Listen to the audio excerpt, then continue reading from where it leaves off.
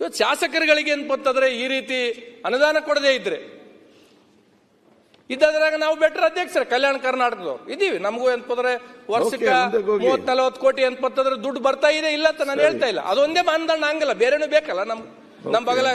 ನಮ್ಮ ಭಾಗದಾಗ ಅಭಿವೃದ್ಧಿ ಹೆಚ್ಚಿಕ್ಕಿನ ಅಧ್ಯಕ್ಷರೇ ಮಠ ಮಾನ್ಯಗಳಿಗೆ ದುಡ್ಡು ಬಾಳ ಕೇಳ್ತಾರ. ಓಕೆ, ಸರ್ಕಾರ ಕೊಟ್ರೆ ತಗೊಳ್ಳಿ, ನಮ್ದೇನು ಅಭ್ಯಂತರ ಇಲ್ಲ.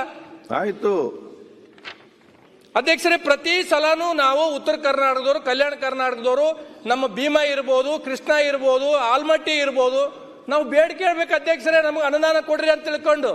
ನಾವು ಸರ್ಕಾರಗಳು ಏನಪ್ಪಂದ್ರೆ ಬರ್ಬೇಕಾದ್ರೆ ನಮ್ಮ ಉತ್ತರ ಕರ್ನಾಟಕ ಕೊಡುಗೆ ಏನಿಲ್ವಾ?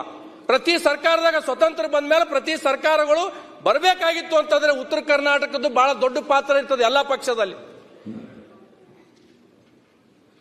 ಇವತ್ತು ಭೀಮಾ ನದಿಗೆ ಅಂತಂದ್ರೆ ಬಚಾವತ್ ಆಯೋಗ ಆಗಿ 50 ವರ್ಷ ಆಯ್ತು ಅಧ್ಯಕ್ಷರೇ.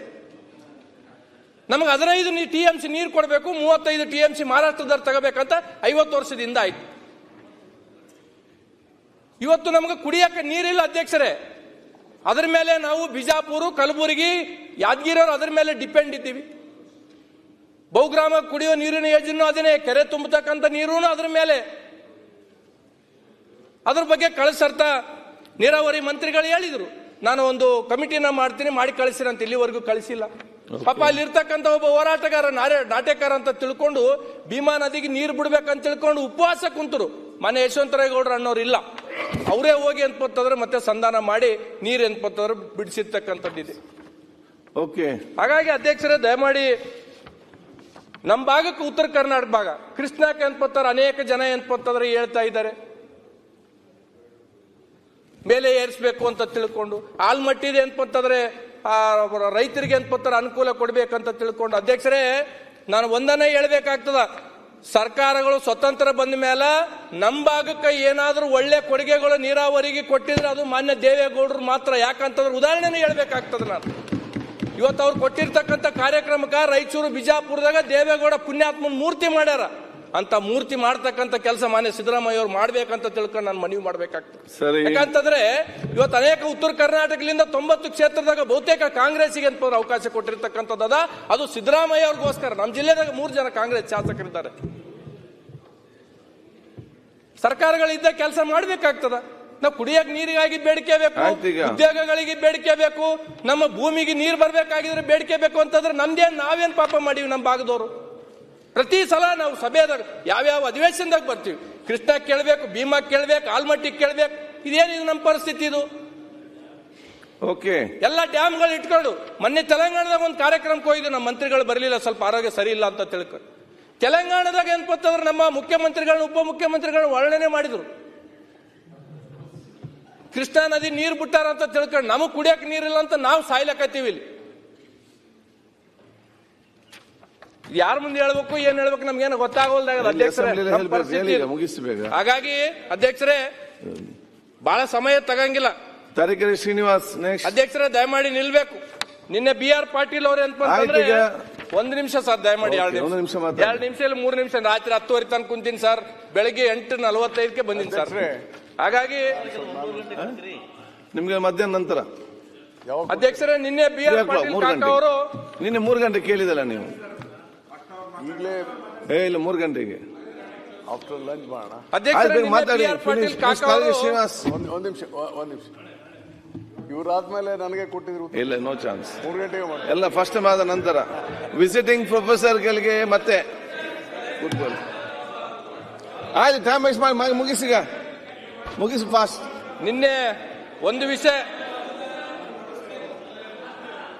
ರಾಯರೆಡ್ಡಿ ಅವರೇ, ಸೀನಿಯರ್ ಮೆಂಬರ್ ಯಂಗ್ಸ್ಟರ್ಸ್ ಗೆಲ್ಲ ಮುಗಿಸಿ ಮತ್ತೆ ಮಾತಾಡಬಹುದು. ಅಧ್ಯಕ್ಷರೇ, ಅಣ್ಣ ಈಲ್ಡ್ ಆಗಿಲ್ಲ, ದಯಮಾಡಿ ಹಿರಿಯರು ಕೇಳ್ಕೊಂಡೆ ಮುಖ್ಯಮಂತ್ರಿಗಳು ಬಜೆಟ್ ಸರ್ ಈಲ್ಡ್ ಆಗಿಲ್ಲ, ದಯಮಾಡಿ ಹಿರಿಯರು ಕೊಡಬೇಕು. ಬಜೆಟ್ ಮಾಡಿದ್ದೆ. ಆಯ್ತು, ಕಂದಕೂರ್ ಮಹಾತ್ಮ ಸರ್ ಏನೋ ಲಾಸ್ಟ್ 2 ಮಿನಿಟ್ಸ್ 3 ನಿಮಿಷ ಮುಗಿಸ್ತೀನಿ ಅಧ್ಯಕ್ಷ. ನಿನ್ನೆ BR ಪಾಟೀಲ್ ಕಾಕ ಅವರು ಬಹಳ ರೈತರ ಬಗ್ಗೆ ಬಹಳ ವಾಸ್ತವಾಂಶನೇ ಹೇಳಿದ್ರು ಅಧ್ಯಕ್ಷರೇ.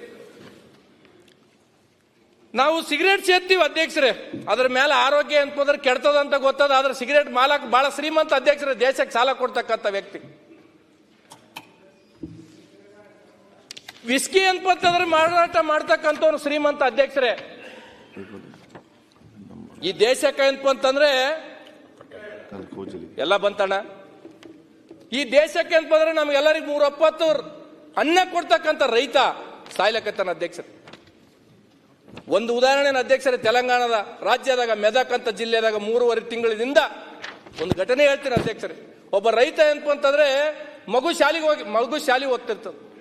ಆ ರೈತ ಶಾಲೆಗೆ ಹೋಗಿ ಮಗನಿಗೆ ಏನಪ್ಪ ಅಂತಂದ್ರೆ ಬುತ್ತಿ ಕೊಟ್ಟು ಕಣ್ಣೀರಿಟ್ಟು ಹೇಳ್ತಾನೆ ಅಧ್ಯಕ್ಷರೇ, ನಿನ್ ಜೀವನದಾಗ ನೀನ್ ಏನಾದ್ರೂ ಆಗು, ರೈತ ಆಗಬಾರ್ದು ಅಂತ ತಿಳ್ಕೊಂಡು ಮಗನಿಗೆ ಹೇಳಿ ಮನೆಗೆ ಹೋಗಿ ಅಂತಂದ್ರೆ ಆತ್ಮಹತ್ಯೆ ಮಾಡ್ಕೊಂತಾನೆ ಅಧ್ಯಕ್ಷರೇ.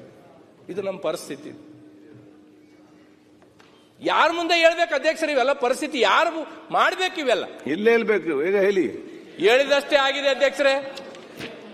ಮೊನ್ನೆ ಮುಖ್ಯಮಂತ್ರಿಗಳು ಏನಂತಂದ್ರೆ ಹೇಳ್ತಿದ್ರು 143 ಕೋಟಿ ಜನಸಂಖ್ಯೆ ದೇಶದಲ್ಲಿದೆ, 100 ಕೋಟಿಗೂ ಹೆಚ್ಚು ಜನ ಯಾವುದೂ ಬೈ ಮಾಡ್ಲಾರ್ದಂತ, ನಾವೇನು ಏನಂತಂದ್ರೆ ತಗೊಲಾರ್ದಂತ ಪರಿಸ್ಥಿತಿ ಇರ್ತಕ್ಕಂಥದ್ದು ಇದೆ ಅಂತ ತಿಳ್ಕೊಂಡು 80 ವರ್ಷದಾಗ 70 ವರ್ಷ ಒಂದೇ ಪಕ್ಷದವ್ರು ಆಳ್ವಿಕೆ ಮಾಡಿದ್ರು ಅಧ್ಯಕ್ಷರೇ. ಇದಕ್ಕೆ ಅವ್ರ ಕಾರಣನ 10 ವರ್ಷ ಬಂದಿರತಕ್ಕಂಥ ಅವ್ರ ಮೋದಿ ಕಾರಣ. ಈಗ ರಾಜ್ಯಕ್ಕೆ ಮಾತ್ರ ಟೈಮ್ ಇಲ್ಲ, ನೀವು ರಾಜ್ಯಕ್ಕೆ ಮಾತಾಡ ನಾವೇನ್ ಮಾಡಿದಿಲ್ಲ. ಜನರ ಸಮಸ್ಯೆ ಸರ್, ಎಲ್ಲರೂ ರಾಜಕೀಯ ಮಾತಾಡಿದ್ದಾರೆ. ಆಯ್ತು, ಟೈಮ್ ಬೇಕಲ್ಲ. ಈ ದೇಶದಾಗ ಯಾರು ಮಾಡ್ಲಾರ್ದಷ್ಟು ಸಾಲ ಅವರು ಮಾಡಿದ್ರು ಅಂತ ಹೇಳಿದ್ರು. ಹೌದಪ್ಪ, ಚೆನ್ನಾಗಿ ಮಾತಾಡಿ, ಟೈಮ್ ಬೇಕಲ್ಲ ಇಲ್ಲಿ ಸರ್. ಅಲ್ಲ, ಓಕೆ ಸರ್, ನಾನು ಯಾವ್ದು ರಾಜಕೀಯ ಶರಣ್, ಒಂದನ್ನ ನಿಮ್ಗೆ ಜಾಸ್ತಿ ಮಾತಾಡ್ಲಿಕ್ಕಿದೆ, ಮಧ್ಯಾಹ್ನದ ಟೈಮ್ ಕೊಡ್ತೇನೆ. ಒಂದು ವಿಷಯನ ಏನಂತಂದ್ರೆ ಹೇಳ್ತೀನಿ. ತಾವು ಅವಕಾಶ ಕೊಟ್ಟರಾಗ ನಾನೆಲ್ಲ ಬಹಳ ಚಂದ ಮಾತಾಡಿದ್ದೀನಿ ಅಂತ ಅನ್ಕೊಂಡಿದ್ದೀನಿ. ಹಾಗಾಗಿ ಅಧ್ಯಕ್ಷರೇ, 6ನೇ ಗ್ಯಾರಂಟಿ ಕೊಟ್ಟರು ಅಧ್ಯಕ್ಷರೇ. ಸರ್ಕಾರ ಕಲ್ಯಾಣ ಕರ್ನಾಟಕ ಭಾಗಕ್ಕ 371 ಜಾರಿಯಾಗಿ ದಶಕ ಇನ್ನೂ ನಡೆಯದ ನೇಮಕ. ಕಲ್ಯಾಣ ಕರ್ನಾಟಕ ಭಾಗದಲ್ಲಿ 37,000 ಹುದ್ದೆಗಳು ಖಾಲಿ. ಕಲಬುರಗಿಯಲ್ಲಿ ಸಿದ್ದರಾಮಯ್ಯ ಅವರು 2 ಕ್ಯಾಬಿನೆಟ್ ನಡೆದರು, ಭರ್ತಿ ಆಗದ ಹುದ್ದೆಗಳು. ಇದಕ್ಕೆ ಆರ್ಥಿಕ ಇಲಾಖೆದವ್ರದ್ದು ಏನಪ್ಪ ಪರ್ಮಿಷನ್ ಬೇಕಾಗಿಲ್ಲ ಅಧ್ಯಕ್ಷರೇ. 371 ಜೇಕ ಈ ಭಾಗಕ್ಕೆ ಏನಪ್ಪ ಆರ್ಥಿಕ ಇಲಾಖೆದವ್ರದ್ದು ಬೇಕು, ನಮ್ಗೆ ಯಾವುದು ಬೇಕಾಗಿಲ್ಲ. 2 ಕ್ಯಾಬಿನೆಟ್ ಸಿದ್ದರಾಮಯ್ಯ ಅವರು 2013ರಿಂದ 18 ಇರುವ ಕ್ಯಾಬಿನೆಟ್ನವರು ಭರ್ತಿಗೆ ಎಂತಂದ್ರೆ ಮಾಡಿದ್ರು. ಮೊನ್ನೆ 2024ರಾಗ ಕ್ಯಾಬಿನೆಟ್ ಮಾಡಿದ್ರು, ಭರ್ತಿಗೆ ಎಂತಂದ್ರೆ ಮಾಡಿದ್ದಾರೆ, ಇನ್ನು ಯಾವುದೂ ಆಗಿಲ್ಲ. ಒಂದು ವಿಷಯನ ಕೊನೆಗೆ ಹೇಳಿ ಮುಗಿಸ್ತೀನಿ ಅಧ್ಯಕ್ಷರೇ. ಒಂದನ್ನ ತಾವು ಪ್ರಸ್ತಾಪ ಮಾಡಿರ್ತಕ್ಕಂಥದ್ದು ಒಂದು ಹೇಳಿ ಅಂತಂದ್ರೆ ಕೊನೆಗೆ ನಾನು ಮುಗಿಸ್ತಕ್ಕಂಥ ಕೆಲಸ ಮಾಡ್ತೀನಿ ಅಧ್ಯಕ್ಷರೇ.